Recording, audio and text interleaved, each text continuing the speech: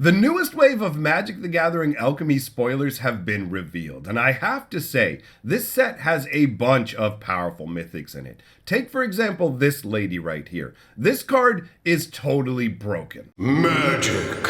I am a wizard! History. I'm an old wizard! The Magic Historian. My bones hurt. Greetings!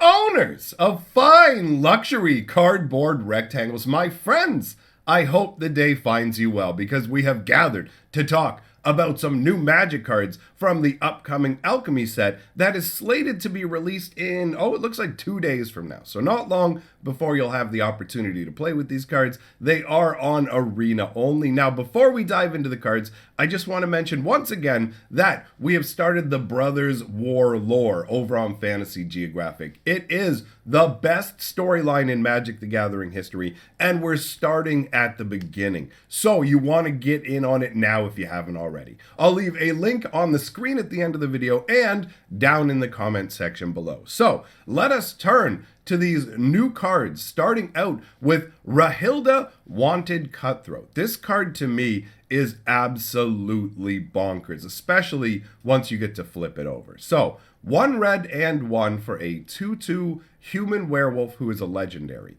First strike, and when Rahilda deals combat damage to a player, exile a non-land card from their library at random.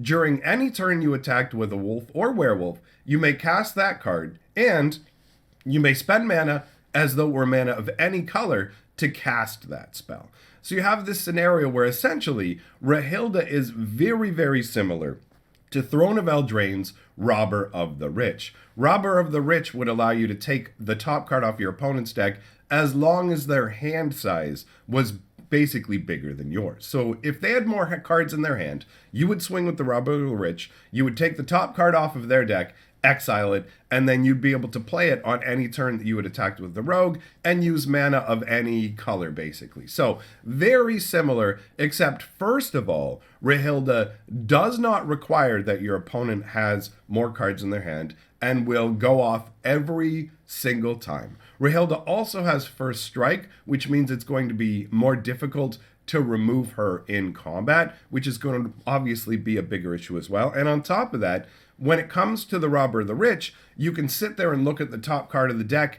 If someone's coming at me with the Robber of the Rich and I have Scry, I can at least manipulate what's on top of my deck and know what they're getting and have some semblance of control over it. With this, it's going to be completely random, right? You're always going to be guaranteed a card and your opponent can influence it and in any way, which makes this already better to me than the Robber of the Rich in a lot of situations. The artwork is pretty cool. I mean, you've got like this carriage that is about to have a bad time because Rahilda has shown up, and the whole like random nature of getting something yours, it's straight up just like, I don't know what's in your carriage, but I'm taking it. Now, when you actually get to see the other side of the card, you get the Feral Outlaw version, and this is where it becomes like truly broken. This is the part where it feels crazy, because this side of the creature is a 2/2 double striker. Everything else actually remains the same. It's literally the same ability.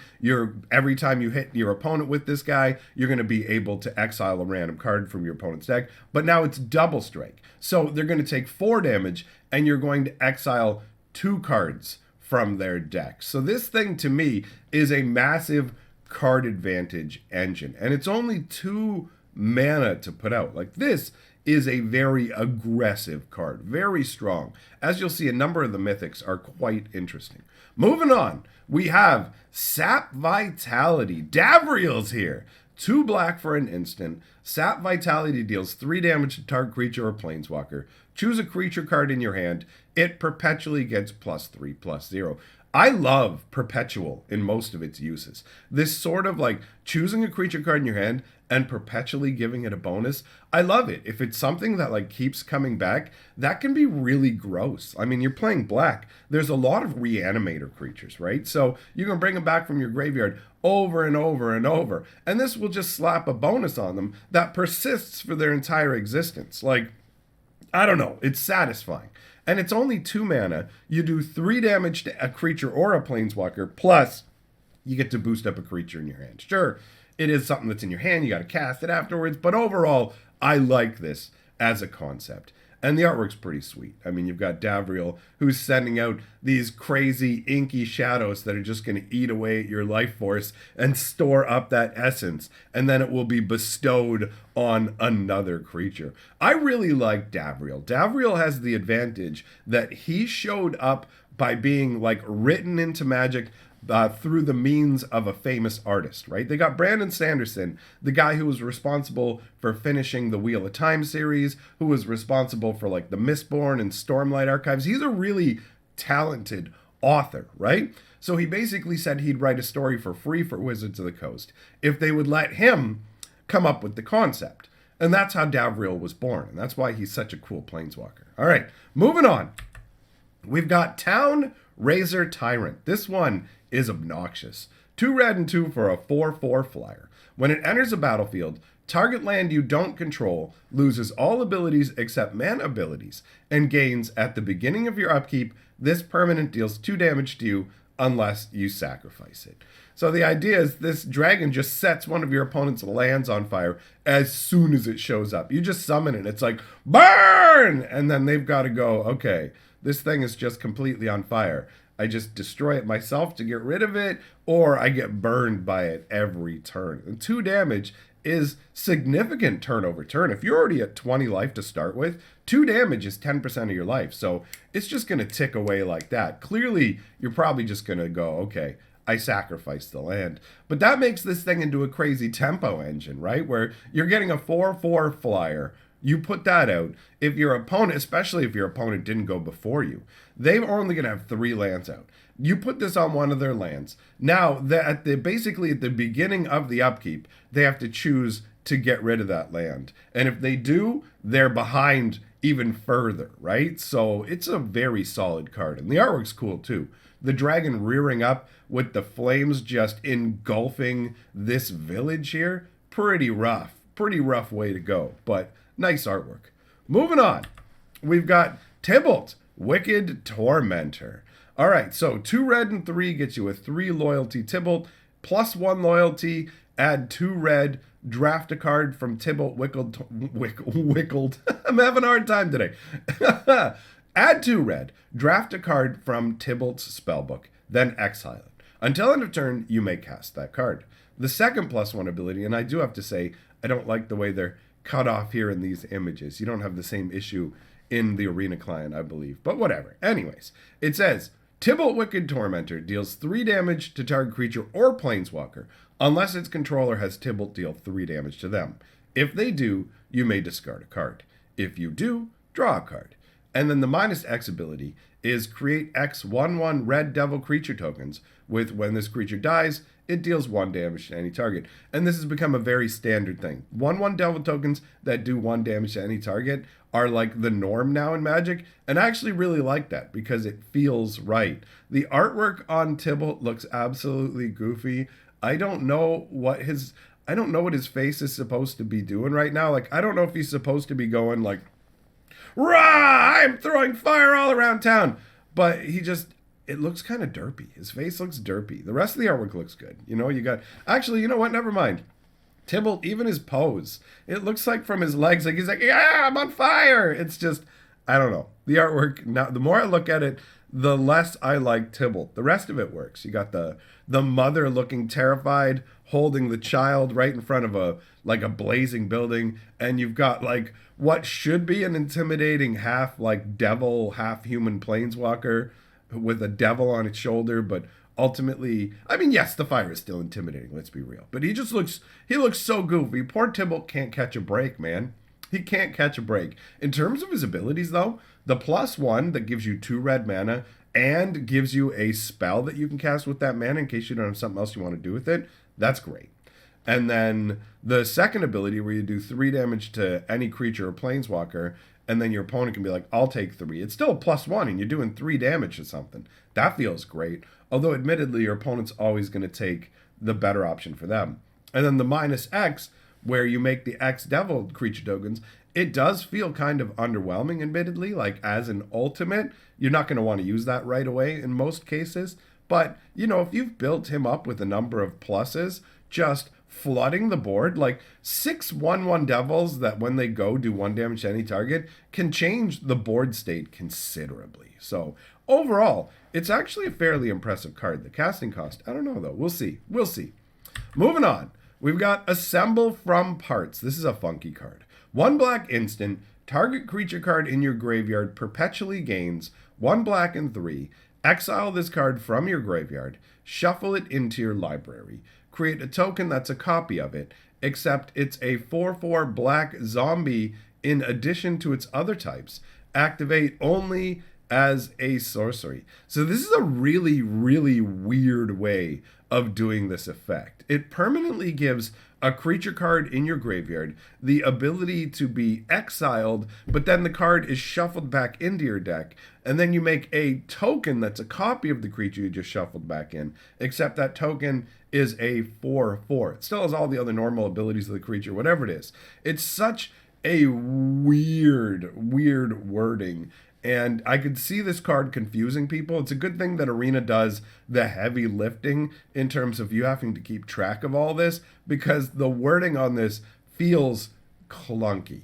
The artwork is pretty wild. I mean, look at this. You've got this like lich with like tentacles grafted onto their body and like multiple limbs. One's like a blade and stuff. I feel like Phyrexia would approve of what's going on here, right? Some pretty dark artwork. Moving on, we've got Gutmorn, Pack-Bound Servant. Gutmorn is an amazing demon name. Let's be real. That's awesome. All right, so 1 black and 2 for a 1/3 flyer with Death Touch. When Gutmorn enters the battlefield, each player discards a non-land card. Whenever a player discards a card during your turn, they choose another player. That player conjures a duplicate of that card into their hand.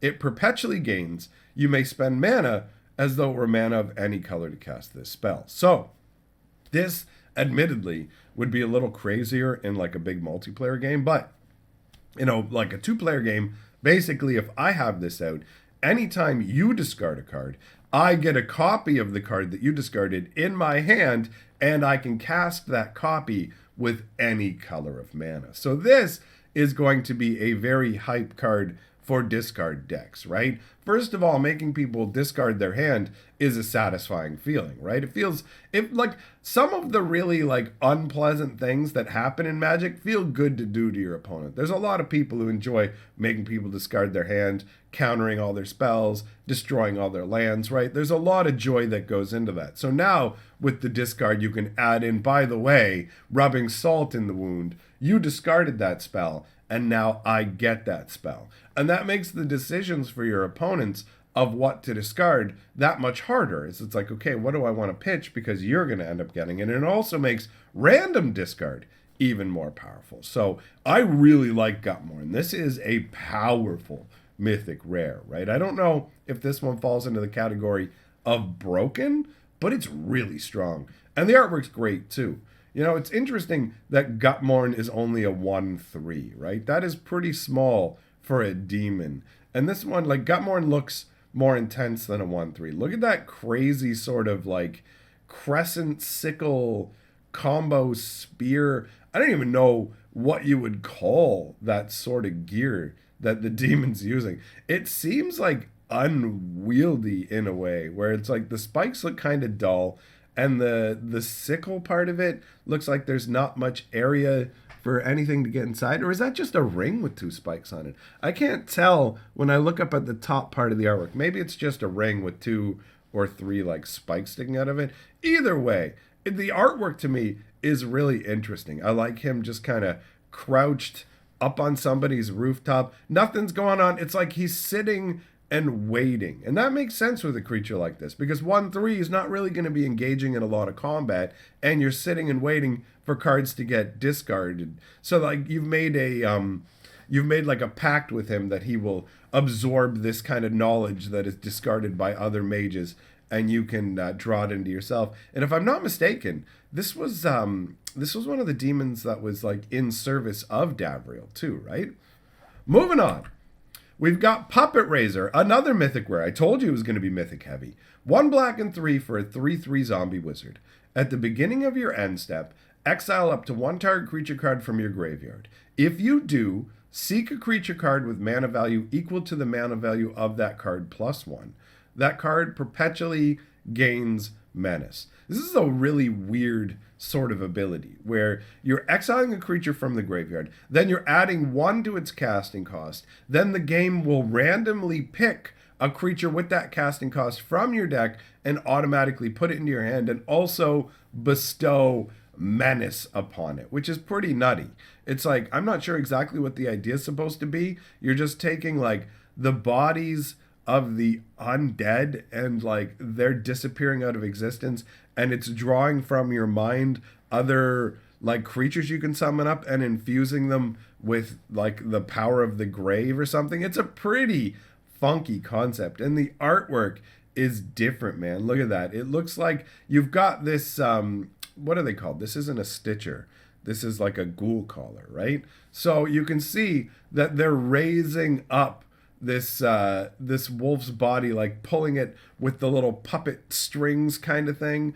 And I mean, I'll be real, I'm not sure if the idea is supposed to be this is the card that like was found after another one was exiled, and like those like little strings are what's infusing it with the menace, or if that's the one that's supposed to be being exiled and the wolf behind her is getting stronger. I feel like with the artwork for this alchemy stuff that we have a lot of slush art where they have artwork that was meant for something else and has been repurposed. So I think this was just like Innistrad artwork that was meant to be something else, and they've just kind of come up with a concept to go with it that somewhat works with the flavor. The best I can come up with is that the creature that has already been exiled by her, it's just boom, she's exiled the creature, it's gone, and now she's using that necromantic power to infuse this wolf.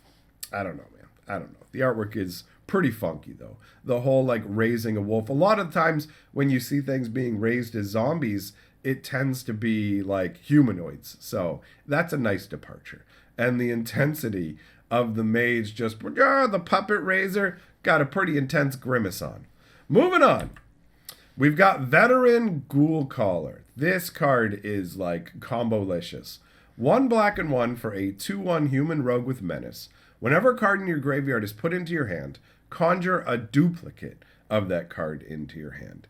So, I mean, if you were to just, for example, get him in a draft situation, he might not be that great.